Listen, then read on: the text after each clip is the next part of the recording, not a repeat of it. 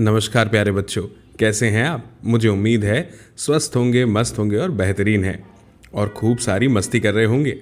बच्चों, आज हम क्या बात करने वाले हैं। हमने पिछले पार्ट में एक चैप्टर पढ़ा था जिसका नाम है नीमा की दादी, अध्याय 1 यानी पाठ 1। आज हम उसके प्रश्न उत्तर पर चर्चा करने वाले हैं। मुझे उम्मीद है आपने वो वीडियो ज़रूर देखा है जिसमें हमने नीमा की दादी और नीमा के बीच हुई बातचीत को बहुत अच्छे से समझा था। अब हम प्रश्न उत्तरों को हल करेंगे और यकीन मानिए बच्चों, सबसे ज़्यादा मज़ा इसी हिस्से में आता है। हमें कोई कहानी सुनाए और फिर कहानी से कुछ क्वेश्चन पूछे, प्रश्न पूछे, तो जवाब देने का एक अलग ही मज़ा होता है। सच कहा ना मैंने। तो चलिए फिर शुरू करते हैं और देखते हैं कि क्या हम इन प्रश्नों के उत्तर दे पाते हैं। पहला प्रश्न हमारे सामने है। आप देख रहे हैं ना, ऊपर लिखा हुआ है बातचीत के लिए। तो हम बातचीत करते हैं और देखते हैं कि ये प्रश्न हमसे बनते हैं या नहीं बनते। पहला प्रश्न क्या है? पहला प्रश्न है, नीमा की दादी घर पर ही क्यों रहती है?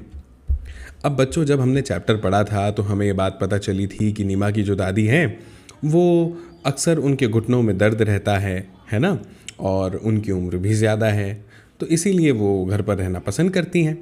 तो अगर इसका सही सही उत्तर देना हो तो कैसे देंगे? तो इसका उत्तर आप इस तरह से दे सकते हैं कि नीमा की दादी। देखिए मैं लिख रहा हूं, आप मेरे साथ साथ पढ़ने की कोशिश कीजिए। नीमा की दादी, ऐसा लिख दीजिए, बुजुर्ग थी या उनकी उम्र ज़्यादा थी, और साथ ही साथ ये भी लिख दीजिएगा, घुटनों में दर्द रहने की वजह से वह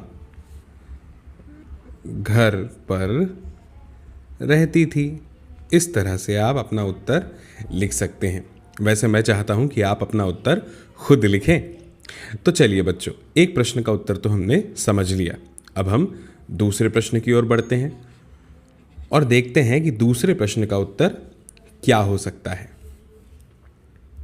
तो ये है दूसरा प्रश्न जो लिखा हुआ है, मैदान में जाकर दादी ने क्या किया होगा।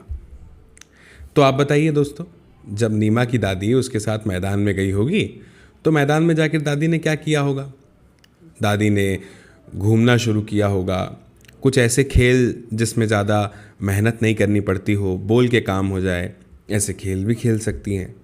या फिर पार्क में जाके प्यारी प्यारी ठंडी ठंडी हवा का आनंद लिया होगा।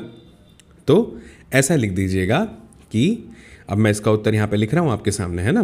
कैसे लिखेंगे आप कि मैदान में दादी ने हवा का आनंद लिया होगा, आनंद लिया होगा और सैर की होगी। इस तरह से हम अपना उत्तर बच्चों यहाँ पे दे सकते हैं इस प्रश्न के लिए। ठीक है, अब आगे बढ़ते हैं और अगले प्रश्न के ऊपर चर्चा करते हैं, बात करते हैं। क्या लिखा है अगला प्रश्न? अगला प्रश्न है प्रश्न क्रमांक 3, जो है, नीमा कहती है मैं 5 बजे खेलने जाती हूँ पर 10 मिनट में ही 6 बज जाते हैं। क्या आपके साथ भी ऐसा होता है बच्चों? अब देखिए, इसके जवाब में मैं तो ये कहना चाहूँगा कि हाँ, मेरे साथ भी जब मैं खेलता था तो खेलते समय अक्सर ऐसा होता है, क्योंकि खेल खेल में हमें कभी ये पता नहीं चलता कि समय कैसे बीत रहा है। तो खेल खेल में हमें समय का पता ही नहीं चलता। लेकिन जब भी अक्सर ऐसा होता था मेरे साथ कि मैं पढ़ने बैठता था तो बराबर समय का पता चलता था कि अरे समय कितना लंबा है। मुझे उम्मीद है आपके साथ भी ऐसा ज़रूर होता होगा। जब भी आप पढ़ने बैठते होंगे तो आपको लगता होगा अरे टाइम कितनी देर से धीरे धीरे बीत रहा है, लेकिन खेलते समय बड़ी जल्दी बीत जाता है ना बच्चों? हाँ, तो आप इसका उत्तर इसी तरह से लिखिएगा। फिर अगला प्रश्न है प्रश्न क्रमांक 4 कि आप स्कूल से घर जाकर अपना समय कैसे बिताते हैं। तो देखिए इसके जवाब में आप क्या लिख सकते हैं कि जब आप स्कूल से घर जाते हैं तो सबसे पहले आप हाथ मुंह धोते हैं, फिर खाना खाते हैं, फिर अपना होमवर्क करते हैं या खेलने जाते हैं, फिर टीवी देखते हैं, शाम को खेलकर फिर आकर हाथ मुंह धोते हैं, फिर पढ़ाई करते हैं, खाना खाते हैं, परिवार के साथ बातचीत करते हैं और फिर आप सो जाते हैं। साथ ही अगर आप मोबाइल चलाते होंगे तो वो चीज़ भी आप लिख सकते हैं। तो इस तरह से आप इसका उत्तर दे सकते हैं बच्चों। अब अगला प्रश्न है कि नीचे दिए गए प्रश्नों के उत्तर लिखिए। ठीक है भाई, लिखने का प्रयास करते हैं, कोई दिक्कत नहीं है। लिखा हुआ है कि इस कहानी में कौन कौन है। इस कहानी में एक तो है नीमा और नीमा की दादी जी, तो ऐसे लिख सकते हैं, नीमा और उनकी दादी हैं। फिर अगला प्रश्न है कि नीमा स्कूल की बातें अपनी दादी को बताती हैं, आप स्कूल की बातें किसे बताते हैं।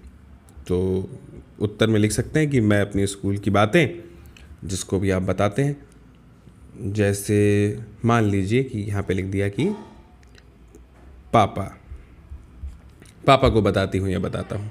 माँ भी लिख सकते हैं आप, है ना, जिनको आप बताते हैं उनका नाम लिख दीजिएगा। फिर आगे है बच्चों, देखिए यहाँ पे दिख रहा है आपको स्क्रीन पे कि न वाले शब्द हमें यहाँ पे लिखने हैं और यहाँ पे द वाले शब्द। तो चलिए लिखने का प्रयास करते हैं। तो न से हम कौन कौन से शब्द लिख सकते हैं, जैसे यहाँ पे लिख सकते हैं नमन, है ना। एक और न से नाम अगर लिखना हो तो क्या लिखेंगे, हम लिख सकते हैं निशा, है ना। और एक और अगर नाम लिखना हो न से तो हम लिख सकते हैं क्या, कोई भी नाम जैसे आपको याद आए। तो मुझे याद क्यों नहीं आ रहा है, हाँ आ गया। यहाँ पे आप लिख सकते हैं नकुल, इस तरह से। द वाले शब्द अगर लिखने हैं तो बहुत सारे हैं द से, तो है ना। जैसे सबसे पहले तो आप दादी लिख दीजिए, ठीक है। फिर दादी के बाद में आप दादाजी का नाम लिख सकते हैं, दादा। फिर आप लिख सकते हैं द से दिनेश, ठीक है। इसके अलावा दीपक, दिया, बहुत सारे नाम हैं जो आप द से लिख सकते हैं। इसके बाद में अब आता है बच्चों क्या, अगला प्रश्न। वो ये है कि कुछ अक्षर जो है यहाँ पे वो छूट गए हैं, लेकिन इससे पहले ये लिखा हुआ है कि नीचे कुछ वर्ण और कुछ मात्राएं दी गई हैं। जैसे ल दिया है, ज, ब, प, आ की मात्रा आ। तो हमें करना क्या है कि इन्हें जोड़कर अपने हिसाब से शब्द बनाना है और कॉपी में लिखना है।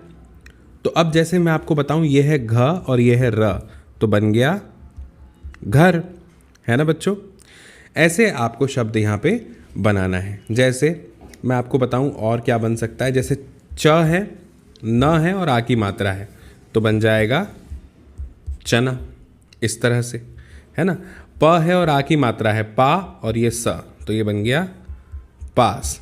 तो ऐसे कई सारे शब्द आप यहाँ पे बना सकते हैं। जैसे ये ई है और ई के बाद में यहाँ पे और दिख रहा है क्या, नहीं, हाँ ये है ख, तो आप यहाँ बना सकते हैं ईख, गन्ने को कहते हैं, ठीक है। तो इस तरह से यहाँ पर आप इन अक्षरों की सहायता से शब्द बना सकते हैं बच्चों, ठीक है। मुझे उम्मीद है आपको समझ में आया होगा। इसके बाद में अब यहाँ कह रहे हैं कि अक्षर छूट गए हैं, उन्हें लिखिए। तो चलिए लिखने का प्रयास करते हैं। अ के बाद क्या आता है बच्चों, अ के बाद आता है आ, आम का, फिर ई, इमली का, फिर ई, बड़ी ई, ईख का, ऊ दिया हुआ है, फिर बड़ा ऊ आता है, ऊन का, फिर ये ऋषि, फिर ए, फिर आई, है ना, फिर ओ, फिर औ, इस तरह से, ठीक है बच्चों। तो मुझे उम्मीद है आपको ये भी समझ में आया होगा। इसके बाद में बच्चों अब देखिए यहाँ पे क्या लिखा है, मैं आपके सामने पढ़ता हूँ। यहाँ लिखा है कि कहानी में इंतज़ार शब्द आया है, अक्षर के ऊपर लगने वाली बिंदी। ये जो इंतज़ार में आप ये बिंदी देख रहे हैं ना बच्चों, ऐसी जो लगी हुई है, इस बिंदी को अनुस्वार कहते हैं। बोलिए मेरे साथ, अनुस्वार। बहुत अच्छे। तो बच्चों इंतज़ार में जैसे ही ई के ऊपर बिंदी लगाई, इंतज़ार हो गया। आइए ऐसे ही कुछ अन्य शब्दों को भी देखते हैं जिनके ऊपर बिंदी लगानी पड़ती है। जैसे शक, अगर श के ऊपर बिंदी लगा देंगे तो हो जाएगा शंख। ठीक है। पतंग, इसके ऊपर त में बिंदी लगा देंगे तो हो जाएगा पतंग। ठीक है बच्चों। बदर, अब बदर तो कुछ नहीं होता, लेकिन बिंदी लगा देंगे तो हो जाएगा बंदर। सही कहा ना मैंने? तो ये एक सही शब्द है। इसके बाद में लिखा हुआ है मदिर। अब मदिर तो कुछ नहीं होता बच्चों, हमें शब्द लगा के लिखना है क्या? बिंदी लगा के, मंदिर। फिर लिखा है अगूर, तो यहाँ पे आएगा बिंदी लगेगी अंगूर। ये दिख रहे हैं आपको अंगूर? इस तरह से। तो बच्चों मुझे उम्मीद है कि आपको ये वाला हिस्सा बहुत अच्छा लगा होगा इस अध्याय का, जिसमें हमने सारे प्रश्नों के उत्तरों को अच्छे से समझा, हल किया, है ना? और आप बहुत सारी पढ़ाई कीजिए, बहुत सारी मस्ती कीजिए। इस वीडियो के बारे में अपने दोस्तों को ज़रूर बताइएगा। अगर आप कुछ भी पूछना चाहते हैं तो वहाँ नीचे कमेंट करके वीडियो के आप हमसे पूछ सकते हैं। जल्दी हम आपसे मिलेंगे अगले वीडियो में, और तब तक के लिए आप सभी को मेरा नमस्कार।